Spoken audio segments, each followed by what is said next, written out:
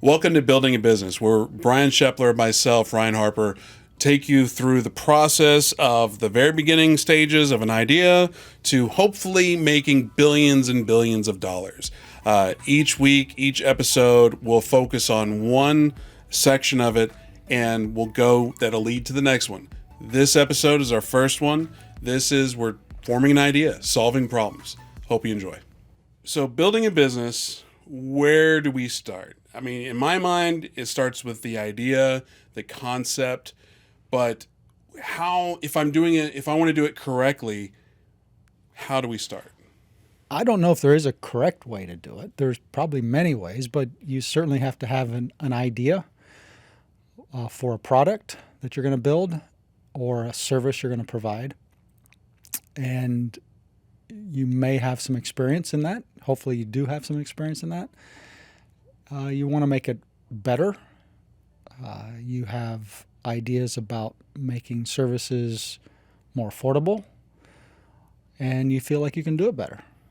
So we had a conversation a while back because you're working on a new company at the moment, and it blew my mind how you were fixated, concentrated on solving a problem versus making money. I think the line you said was, I don't know if it's going to make money, but I'm just trying to solve a problem. Right. I think if you fixate on making money,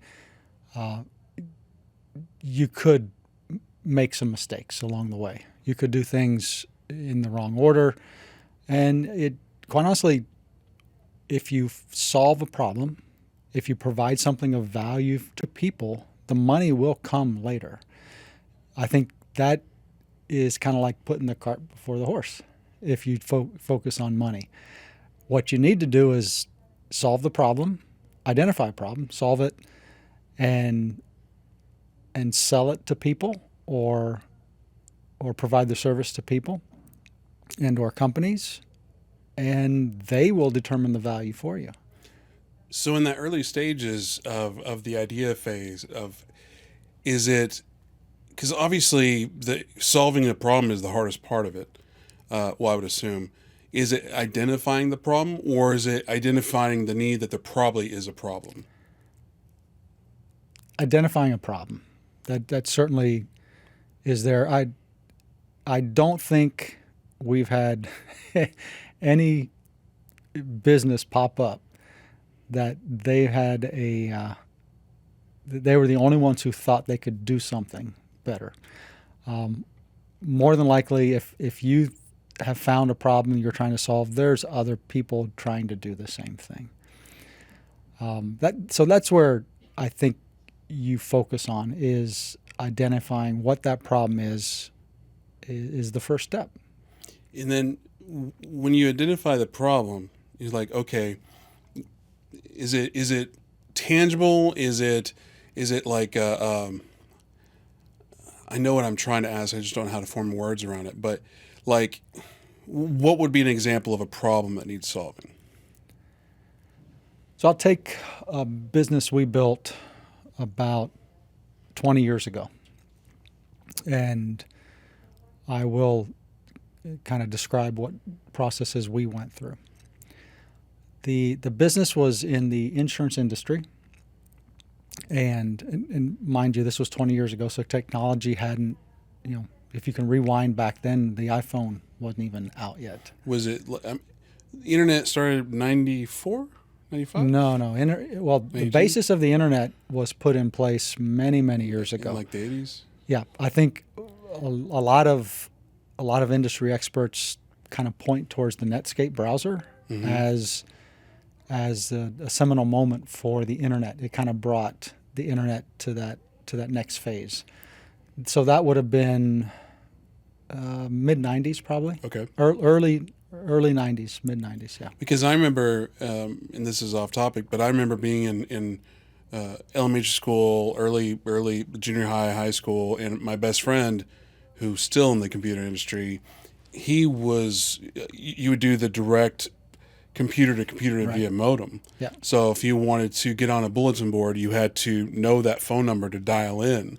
Or if you wanted to play a computer game, You had to know the phone number to do We've come a long way. the 56K modems. Yeah. Well, it goes back even further than that to 1200 baud modems. Right. I had those, and there was these bulletin boards out there. You just had no idea where they were. Right. So early stages of the internet. Early stage, yeah, I know. right? There's so many tangents we can Internet go on. was around, but the technology around the internet was still fairly new and evolving.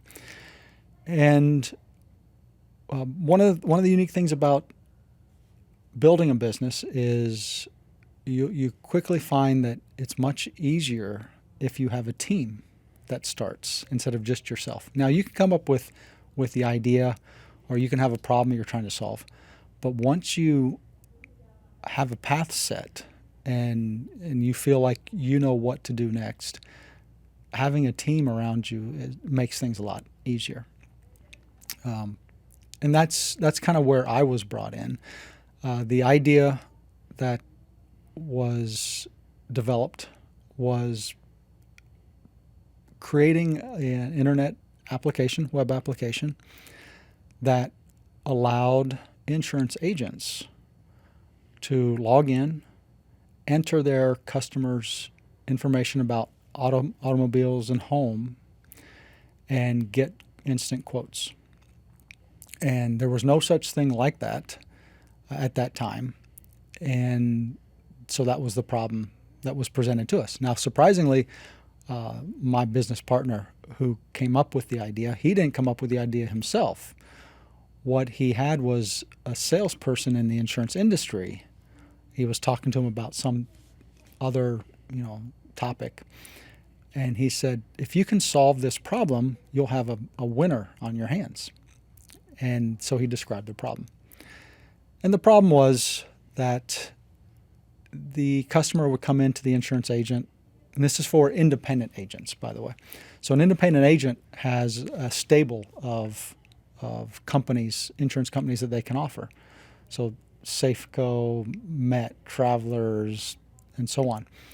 The idea there is these carriers cater to different demographics, different specific people. Bad credit scores, good credit scores, certain areas of the country, and so on. So that's different from a captive agent. A captive agent would be somebody like a State Farm. So you go to your State Farm agent, they can give you one rate, and that's from State Farm. So it's a broker. Think of it like a broker. In order to provide the best experience for the customer, they want to be able to give them as close an insurance rate as possible from all their possible carriers, because somebody sits down in the chair, they don't know what carrier they should go to enter the information to get a quote. So let's go back to the. Yeah, well, if I'm hearing correctly, it's if I went to State Farm, they could just pull up a sheet. The rate is X. Mm-hmm. But if I went to a broker, it seems like there's a time factor of we'll get back to you with the best rates. So there's many things. One of the main things that contributed to this being a problem that needed to be solved was a few years before we got into the space, insurance companies started using credit score as one of the factors, the variables, in determining what the rates would be. Prior to this, without a credit score, it was just like an Excel spreadsheet. And you didn't need any sophisticated software. You could just almost instantly determine what the rate would be that the carrier would offer that particular person. Once they started using credit score, it all went out the window, because what the bean counters figured out at the insurance company is if you have a great credit score, you're going to be a great customer. You're going to be their customer longer. You're going to pay your bills. You're going to get in less accidents. They've figured all this out through looking at the data. On the other end of the spectrum, if you've got a low credit score, you're a higher chance to not be a good customer. You'll leave and potentially not pay your bill.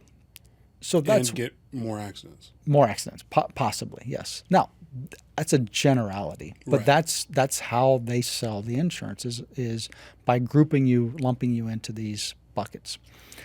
So as soon as that happened, there was no way for the insurance agents to accurately give you a quote at their desk. So what they started doing, instead of using the software that they had, which would do the instantaneous rates, which were incorrect, they would start going to the insurance carrier websites directly. So they would log into their Safeco website.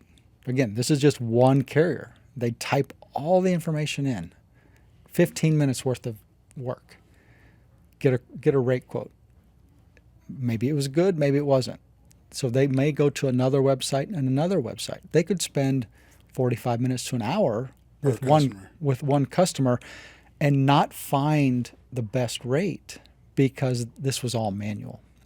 So that was the problem, is how do you reduce the time and increase the accuracy of the insurance quotes in this new realm where the real quote is delivered by the carrier on the website. So going back and keeping it high level as far as like where do you come up with an idea? Sounds like before you have an idea, you have to keep your ears open and your eyes open and identify. Like we talked about it, but it seems like the sales guy is like, hey, this is the problem I have. If you can do this, you'll be successful. But it seems like so often that we live in our own realities that maybe we're not open to that. So being open to problems, I don't know, solving problems, yeah, right. And so my specific vertical is software, and all software is meant to increase productivity, or you wouldn't use it. And so when we look at problems in the software industry, that's kind of how we look at it. And that's a lot different than in manufacturing or in medical or some of these other industries that might have you might have your expertise in.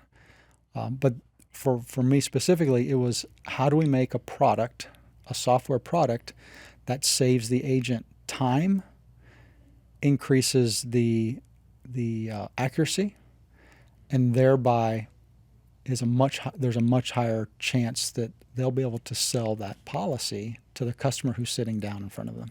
Because it also sounds like even though maybe the product is specifically for those salespeople, the potential client also has a benefit because now they're actually getting the best rate they could possibly get. Absolutely. Whereas before, in that 45-minute wait, they might be just like, you know what, let's just go with that one because that's the best right now. And if they would have stayed till an hour, maybe the next policy would have been better. Mm-hmm. Exactly. So that's the problem that was presented to us. Right. Not to me specifically, but to my business partner before I joined the team. And he did a real quick prototype. He had an idea of how to solve the problem.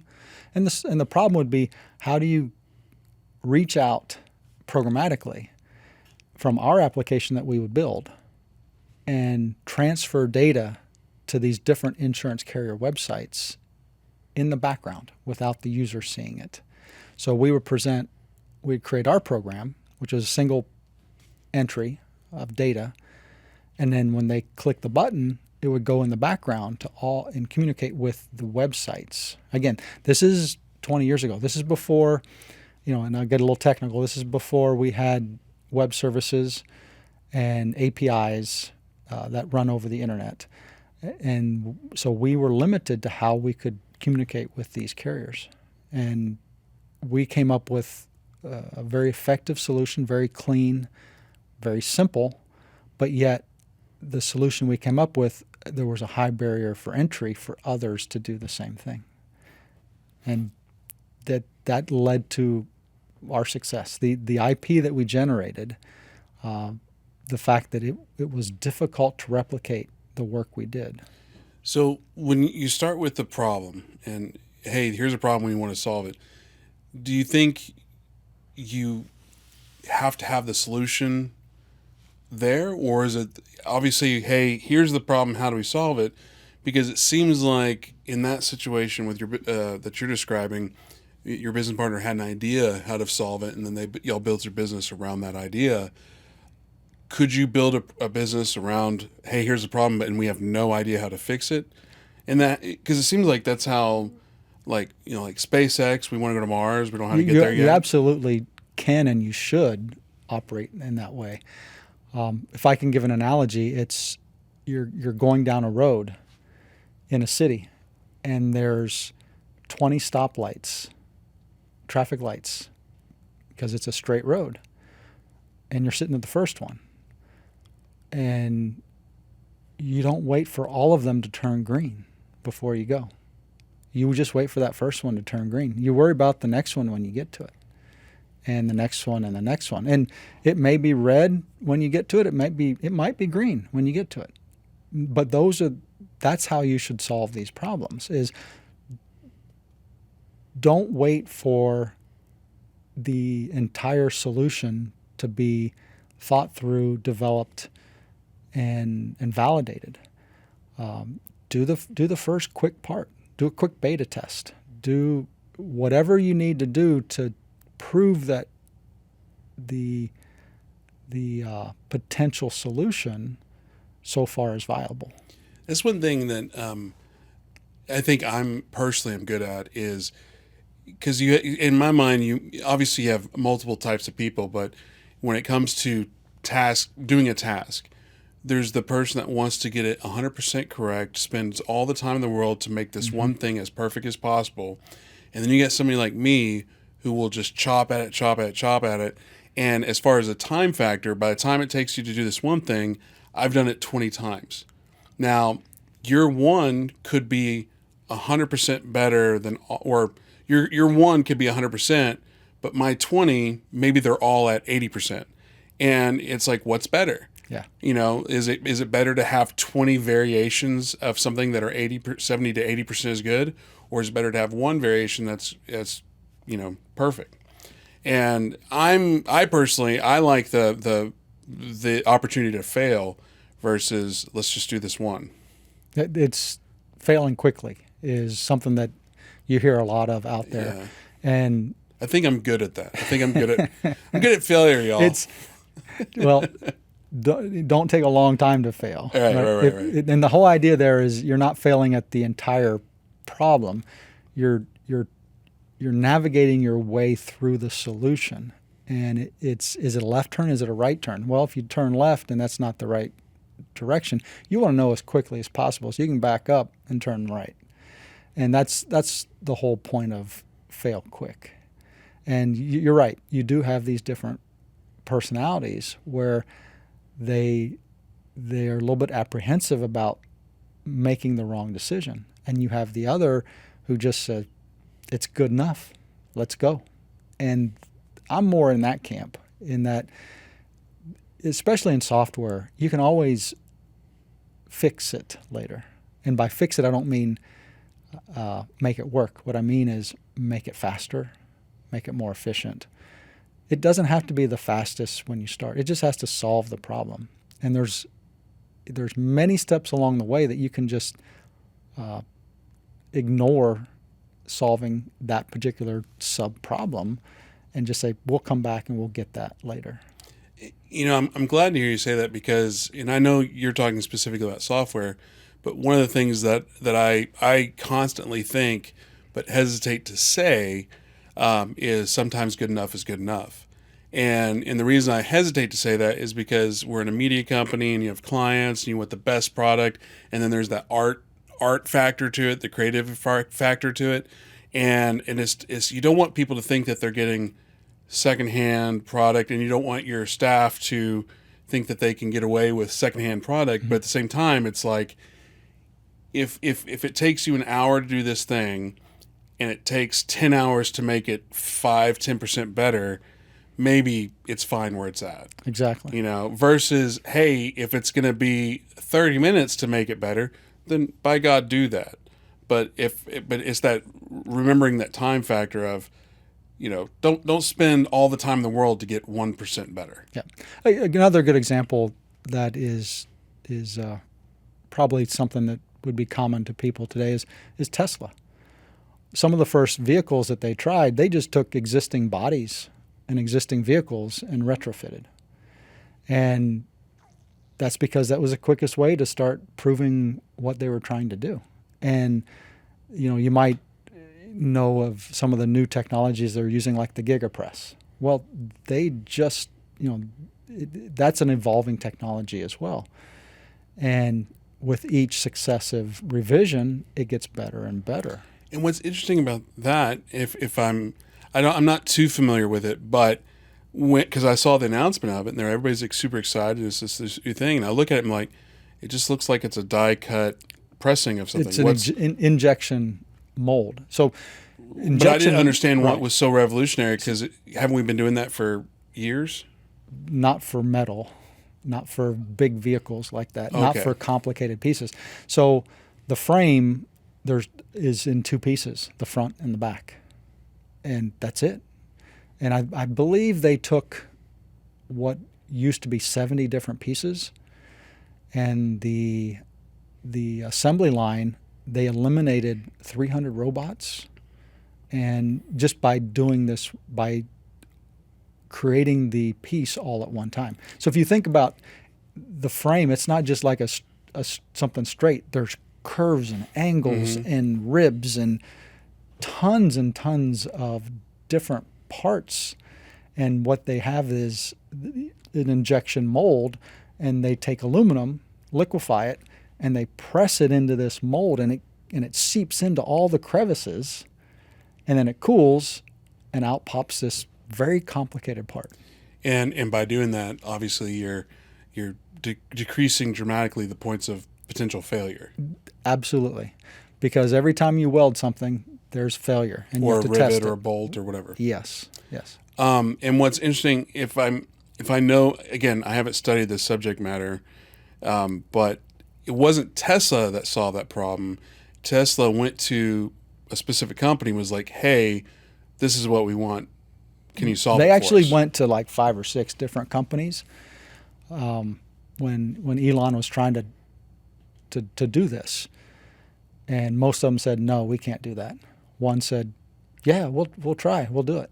And just pay us a lot if we get it, if we do it. And he said, "Okay, let's do it," because you're not going to know if you can't do it or if you can do it until you try. And what's interesting about the concept of solving problems and the ideas and having that, and that's in a lot of ways revolutionary, that one problem, because even though that's for a car, if depending on the IP of that, I don't know how, if those other 4 companies that said they couldn't do it, are they just going to latch on and now do it?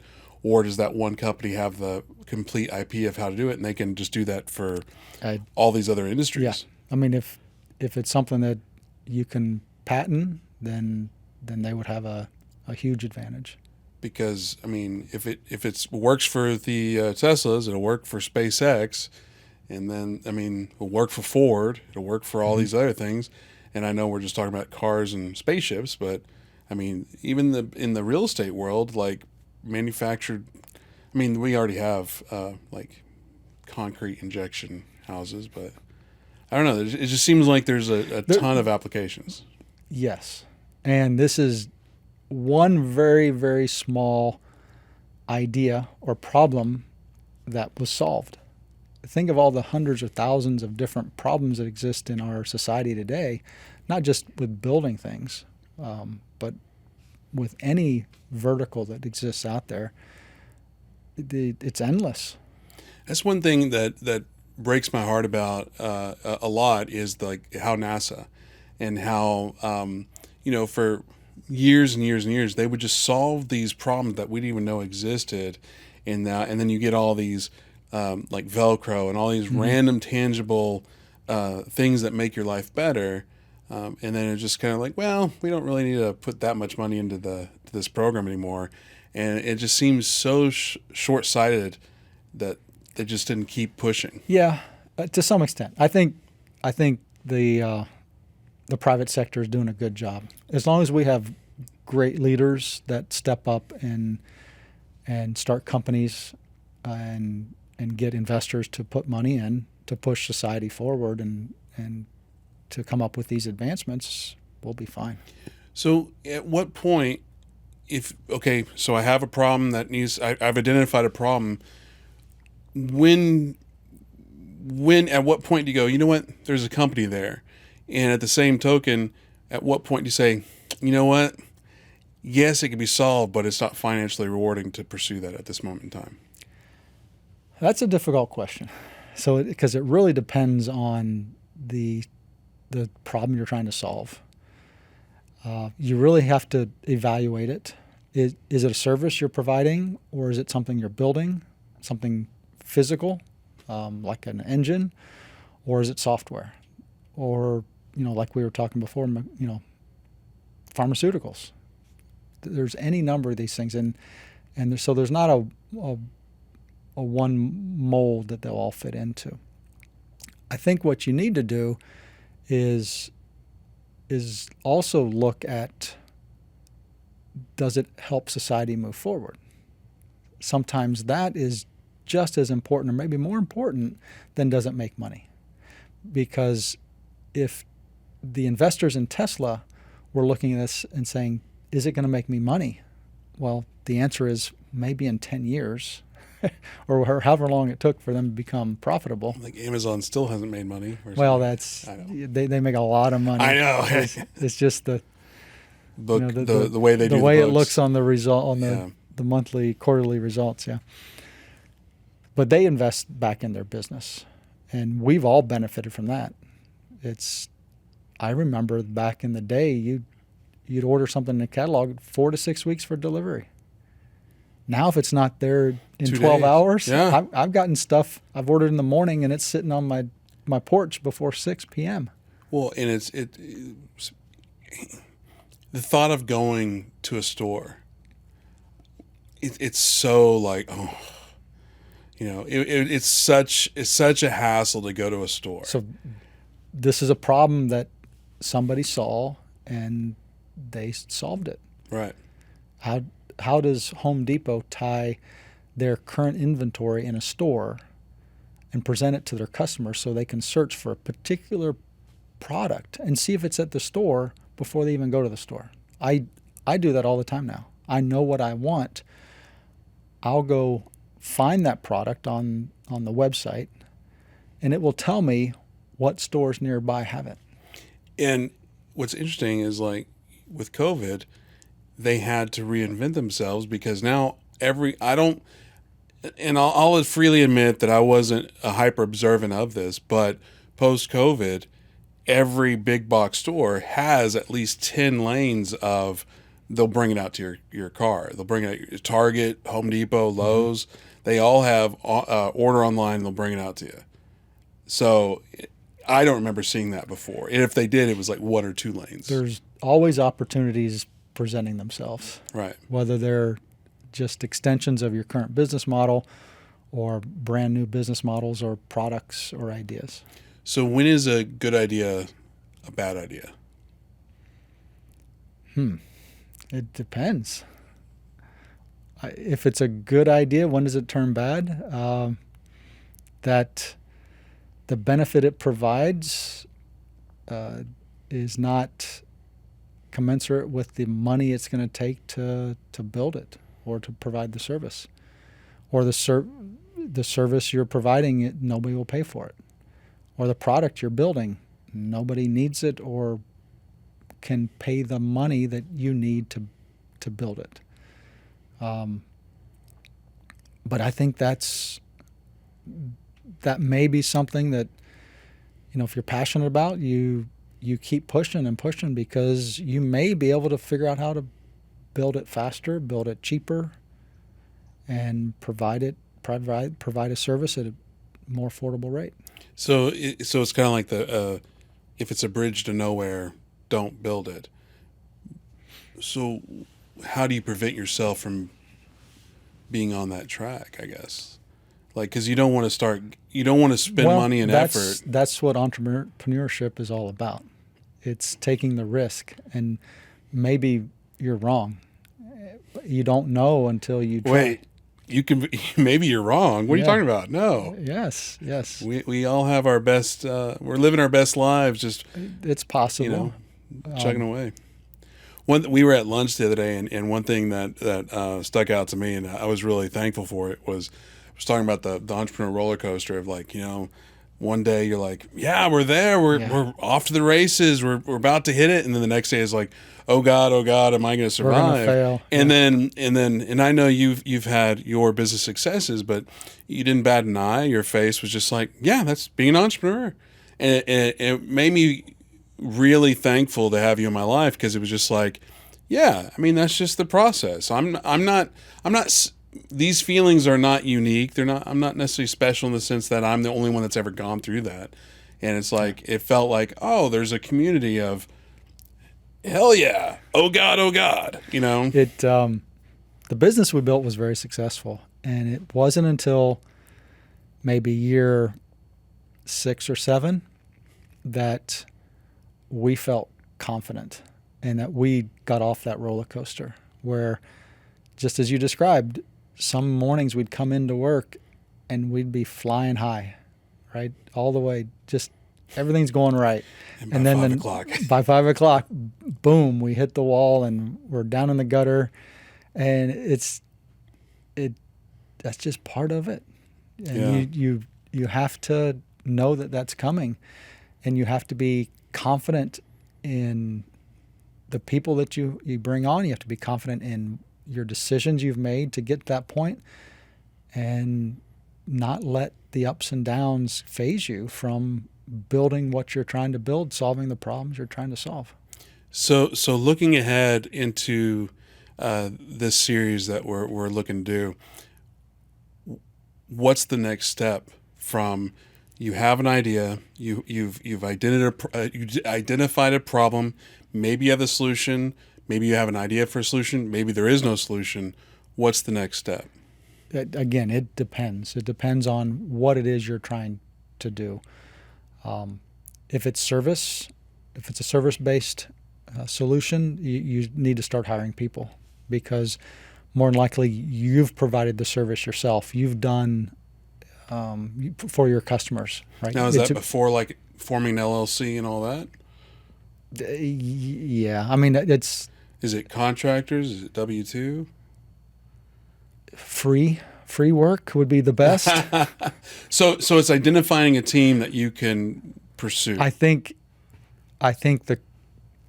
if you're a successful company in the end, you'll have different team members that get you through different hard places in the life of the company. And you need a small core team to start.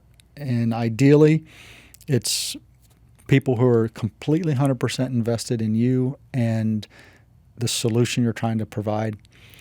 They're in it with you until there's no breath left in them. And hopefully they work for very, very little money and work for equity. That's ideal, because then it's one less thing to worry about, is where's the money come from.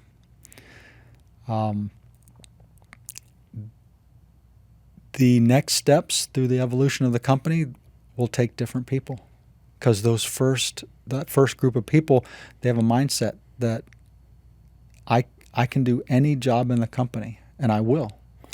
And that same mindset doesn't solve the problems you have when you start to scale, because you need to have specific talent and specific job roles put in place and scale that up. And sometimes they're not the same people. Sometimes those people are very smart, and they can change, and they can change into managerial roles so that they can build the teams that do the job that they did themselves initially. There's also the concept of sometimes the team that got you here is not the team that's going to take you there. That's exactly right. So it sounds like the next phase, the next evolution of all this is how to build a team.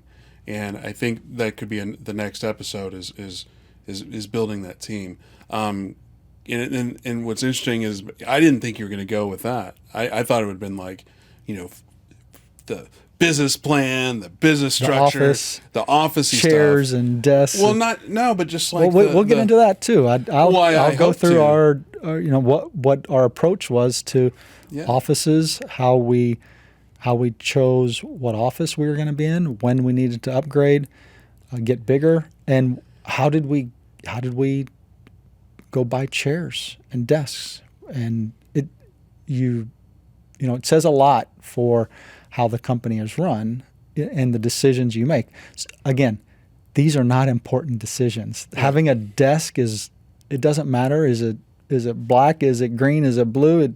You want the right people there. They don't care what the color desk is. Well, the thing that was because we talked about right before we started filming, which is in the real estate world, I remember being in a small little mastermind and somebody was talking about getting their first deal, but they were talking about LLCs and business cards and signage and all this other stuff. And I remember being in that meeting and go, whoa. Do you have a deal? It's like, well, no. Why are you worried about an LLC? Go get a deal. Go do the work before. Yeah. And again, this is not legal advice. It's not financial advice. I'm not telling the order of what somebody should do. But in the evolution of this, this whole episode's been, hey, the idea, identify a problem. And the next evolution, the next phase is find the right people to get you there. And I think at that time you do need to create the business structure, the organization structure, and the entity, because you do want to offer equity positions to your key employees. Do you do that before the people? Or you can do it simultaneously. Yes. If you're picking the right people, more than likely you have a history with them. You've worked with them before. They have a confidence in you, and they're excited to come work with you, and they'll give you a lot of leeway. And that's what kind of how we did it is we just said, hey, we'll take care of you. Here's kind of our thought process. Give us a month or two to get things into place. Excellent. Well, I'm looking forward to the next episode where we dig into finding those key people, the key team members. I'll get there. Probably one of the most important things in starting your business. Yeah, and that's one thing that several months ago we talked about at lunch, which was focus on the people. Processes are huge, equipment's yes, whatever, the gear, all that, training, but the people is the most important thing that you can focus on as a business. That's absolutely right. So I described how we went through identifying a problem and use that as a means for creating our business. What about your business? So it's funny because it's to back it up a little bit. This whole situation came from our lunches, where once a month we sit down and we have lunch and, hey, what's the status of the company, or how am I doing as a person, and just gleaming business information out of you. And it was like, well, why don't we do a podcast where it's like, well, this information's valid. It could be for everybody else. So in a lot of ways, this is like the supplemental path of this series, where it's like, this is what you should do, and this is what I did. This is what I did do. For me, my history has been in constant entrepreneur. Like I first got into real estate in 2002, and if I would have stayed there, I would have been probably a lot more successful than I am at the moment. But the problem was I have a consistent track record of misidentifying people, where it's like you think people have your best interests and they don't, which is fine. That's just the way it is. So I've recently figured out, my internal barometer of people is probably not the best, because I see the best in everybody. Mm-hmm. That being said, got into real estate early 2000s, did well, and then that situation failed miserably. Did you do that to make money, or did you enjoy real estate? Well, back then I think I was so young and just got introduced to it, and it was like being 21, 22 years old.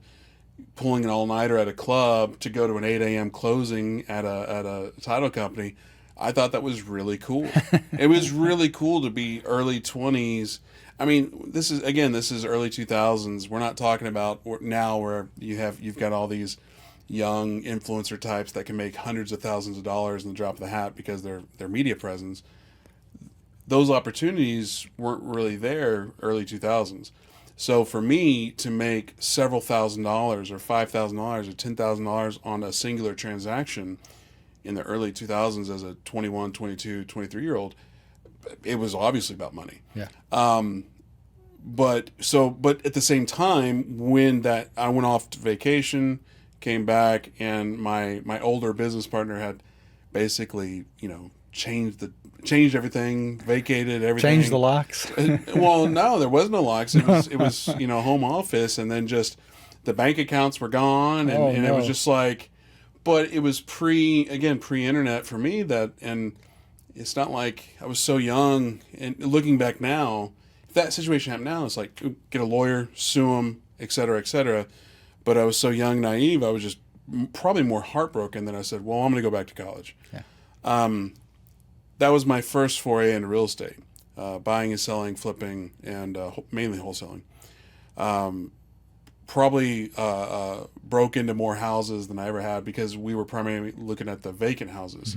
Mm-hmm. You just kick in the back door to take a look at it, to buy it, with permission of the owner, allegedly. But it was an interesting time going to all those houses, but I learned a lot. Fast forward, I did outside sales in Dubai and Doha, and it was a fascinating time. I really appreciate that time because I got to learn life outside the United States. It made me appreciate my time as an American. It made me appreciate being an American just because there's a lot of narratives that we hear here about how bad we are all the time. And then you go to a different country and you live in a different country and you're like, wow, mm-hmm. we're miles ahead. Yes. Yeah. When it comes to diversity, inclusion, loving each other. Even though we hate each other most of the time, we love each other way more than these other countries. But at the same time, being over there, I was there about a year and a half. There's a lot of problems in that part of the world, and it got to the point where I made the decision, was like, if I stay here, I'm condoning this behavior. So I ended my position, I quit, came back to the United States, and a part of me, my career soul, my career drive, whatever got me to uproot and go to Dubai had died. And then I got a job doing. I got a job at a healthy food store. It was like one of those like MyFitFoods, like pre-made meals. And I worked there for a year because it was brainless. It was just happy. It was just being friendly with people. But you weren't really solving problems. You were just mm-hmm. having a good time. And after about a year, I was like, oh, I'm broke because I just ate up all my savings from the job I just did. And then, so I reached out to a guy I was in the Marines with. Hey, what are you doing? I see you doing this. He's like, well, I'm actually looking for an office manager in real estate, in my real estate company. So I joined him, and I got reintroduced to real estate, the buying, the selling, the back office, got introduced to the event side of things, and really flourished in that world. But at the same time, if I join a company, either as a partnership or as an employee, I come in with the mentality of all I do, I'm an engine, and I'm going to work there like I'm a part owner. And what ends up happening is they start treating me like a part owner, verbally, emotionally, responsibility, but not financially. Mm-hmm. And eventually it gets to the point where like, okay, this isn't really beneficial to me. So another situation where you get burned a little bit. Fast forward a little bit more, worked at a tech company for real estate, still doing flipping, still on with the business owner. We're still flipping, buying, and still doing real estate. But when I worked with him in that company, my role is a get stuff done kind of guy.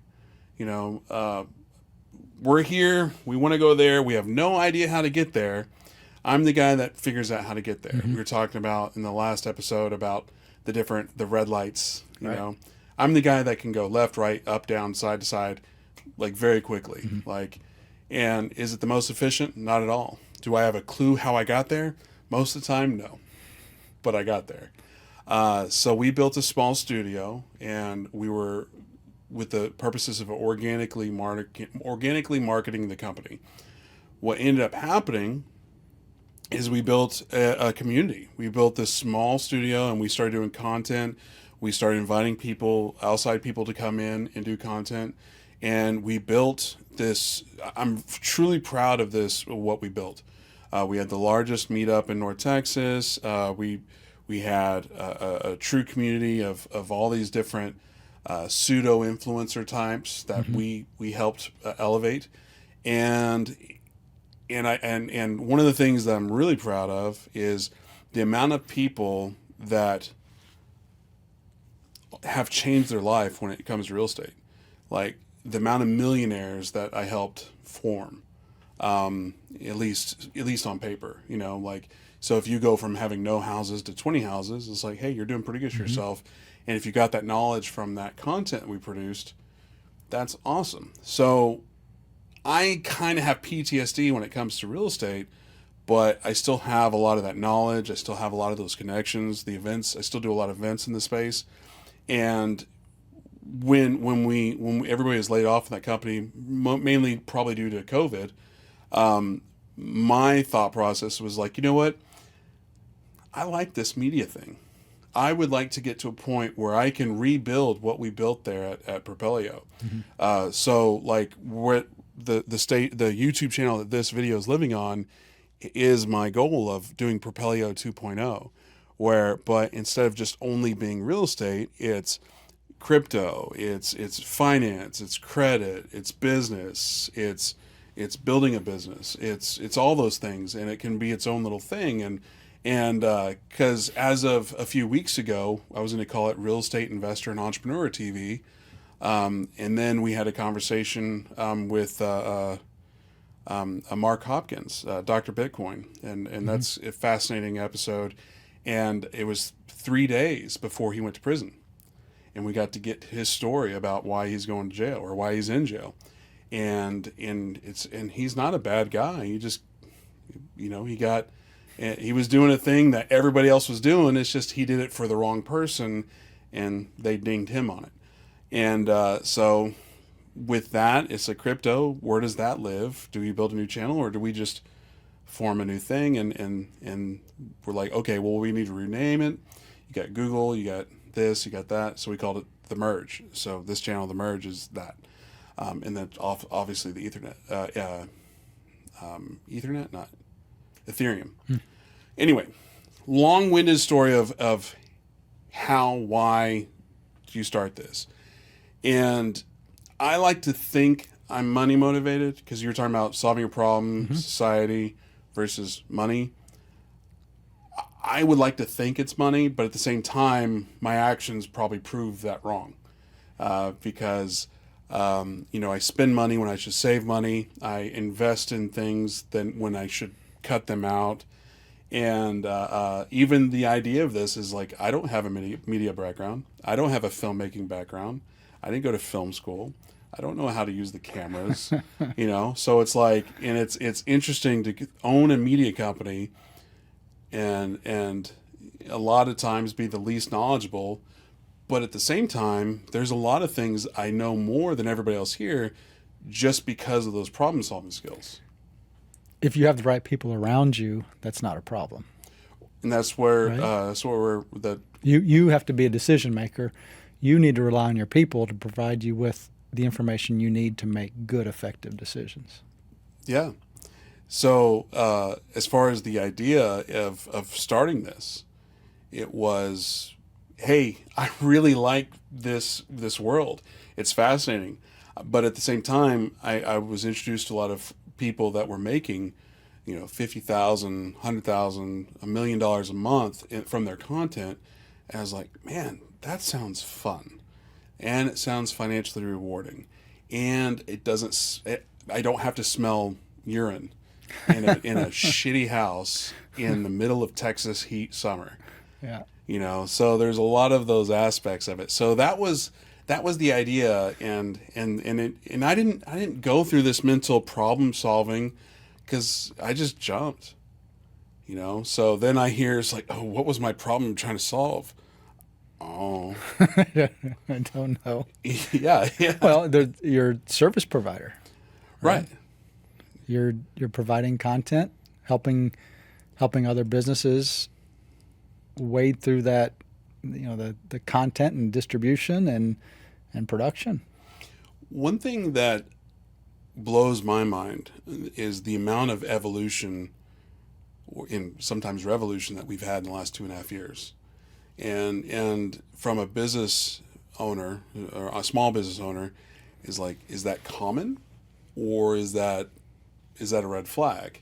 And what I mean by that is because I've actually, in my hiring process now, one of the core not policies, but guidelines is you must be willing to adapt with the current and future needs of the company, because what you're doing today may not be what you're doing tomorrow. And that's, in a small business, you need to be able to wear many hats. Absolutely. Yeah.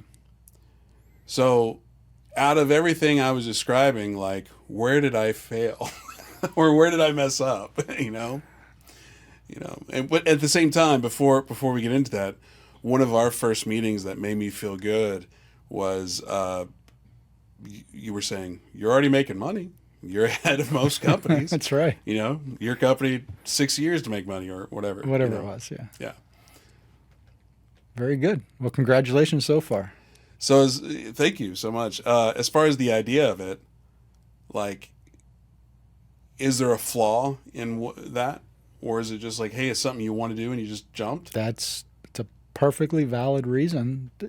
You have a passion for something. You find a way to make money doing it, providing a service, and you have other people who will pay you to do that. So in the earlier, we were talking about Elon, and then Sohail was like, man, because in between the recordings, he was like, man, we should have been recording that. I forgot what we were talking about, other than the fact that he has you were saying his main problem is wanting to solve. So, right. Earth. So we were talking about, what are you trying to do? How do you find a problem to solve or a service to provide? And with Elon, what he was trying to do was save the earth. He just kind of backed into the electric vehicle company because I shouldn't say backed in. He focused on that because he felt that was the best thing he could do with his time in order to save the earth, by getting rid of the internal combustion engine. And so he didn't start out with a goal of creating a great electric vehicle. What he did is he started out with the goal of saving mankind on earth. And to this day, that's what he's doing. And hence his, if you look at the things he's working on, his satellite internet, Starlink, I think it's called. Mm-hmm.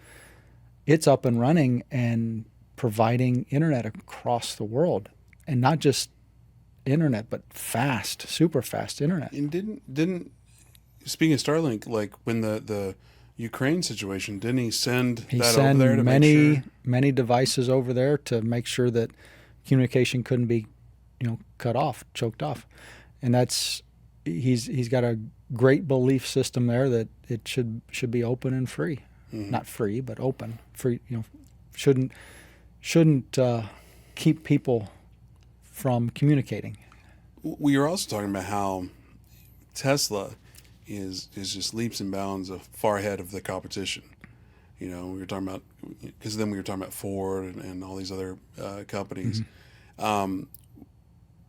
But they're doing exactly what Tesla did at the beginning, which is they're just trying to retrofit versus Maybe.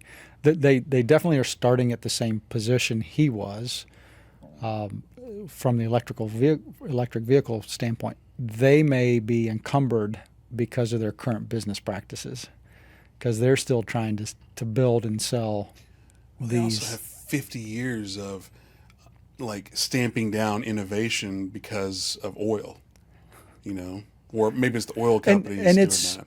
Allegedly, when you don't sue me. when you have a large corporation that the employees, that's what they've done. The engineers, that's what they've done.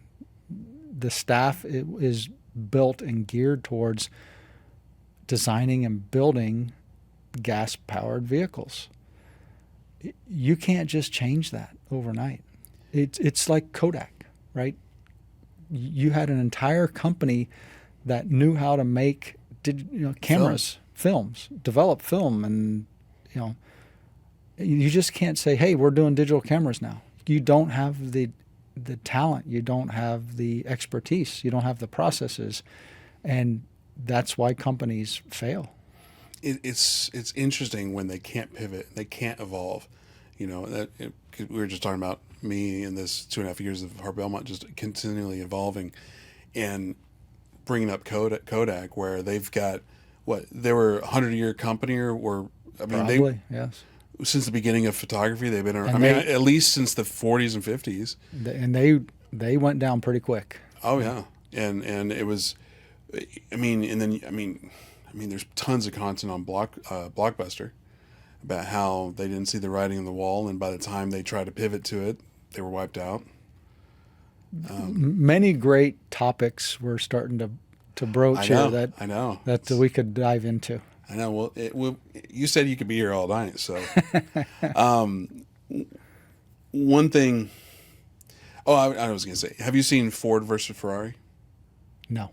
It's a great film. Yeah. Next time you're on your bike, you should watch it. I got it. How was it, an hour and a half, 2 hours? I don't know. Okay. I don't know. But there's one of the opening scenes in it is great because you've got Ford, Henry Ford Jr. walking in, and he stops the whole process. The what is it called? The line. The assembly line. The assembly line. Okay. He shuts it down, and he calls all the employees. He's like, until we can figure out how to do, because they had like a bad quarter or something. He's like, until we can figure out this, we're not basically this is the first time we've shut down in 20, 30 years or since it started. And it was an impactful moment. And I guess the point to that was going back to how sometimes you can't pivot. And for him, at least in that movie, obviously it's dramatization, shut everything down so they could pivot, so they could innovate. When it comes to business, like, do you think, how hard is innovation? Very difficult. You need the right people, but then you also need the proper management in place. Mm-hmm. There are definitely some companies that don't have the proper management, and they don't encourage innovation. They don't encourage failing, and that is a fundamental principle of the innovation piece. Because you have to fail. You have to figure out things, and you're not going to get it right the first time. Well, it's funny because like you had mentioned earlier about failing fast, but you said it so like it's so common, and I was like, oh, maybe I am doing right because I do fail a lot. And it's interesting because even with Sohail, I think it was like 2 months ago, and correct me if I'm wrong, Sohail, it might have been 3 months ago. There was a situation where I was frustrated, and I know I was visibly aggravated, but I removed myself because I wasn't aggravated at Sohail. I was aggravated that he hasn't had, at that point in time, hadn't had the opportunities to fail. So when we talked, hopefully I was conveying I wasn't aggravated or annoyed at him. It was just, you haven't had the opportunity to fail and learn and progress. And because you can't be mad at somebody for not knowing or being ignorant. It's just, and again, in that situation, I remember telling him that just because I know how to do it, that's because I've already failed at it. You haven't had the opportunity to fail at it. So even though I'm annoyed, right, please know that it's not at you. Your experience in the real estate industry is a great example of this. We have some common friends in the industry, and they've been in it for a while, and they know what they're doing. Well, if you talk to some of the people who were around them in the early days, they didn't know what they were doing. They didn't know how to rehab a house. They didn't know how to. They overpaid for a house. They brought in the wrong contractors. They didn't know what they were doing because they had never done it before. And failure is the best experience because you remember it. People can tell you how to do something all day long, but until you do it incorrectly and you fail and it stings, that's the best teacher right there. Well, we're talking about next episode. We're talking about the team members, but one thing that just to talk about failing and talking about the hiring and all that is the thing I've struggled with the most is like when you've identified somebody's not a proper fit, releasing them or letting them go or firing them or laying them off. That's tough. Yeah. It's tough. And what's interesting is for them, every time I've done it, they're like, okay. And it goes back to that, oh, that's why I'm firing you, because I want it for you more than you want it for you. Like I want you to want this and you don't. Mm-hmm. And it kills me, or it had killed me before. And it's just like, okay, this is something I need to do months ago, but I haven't because, well, maybe it'll work itself out. Maybe it'll work itself out. And then when you do it, it's like, okay. And you're like, and then you feel like a jackass because I wasted their time. I wasted my time. I wasted potential revenue, growth, but also potential time with somebody that would appreciate that. And your other team members know what's going on too. Right. That's it. They know that this person isn't a good fit or isn't pulling their weight, and it brings down the team if they continue to work.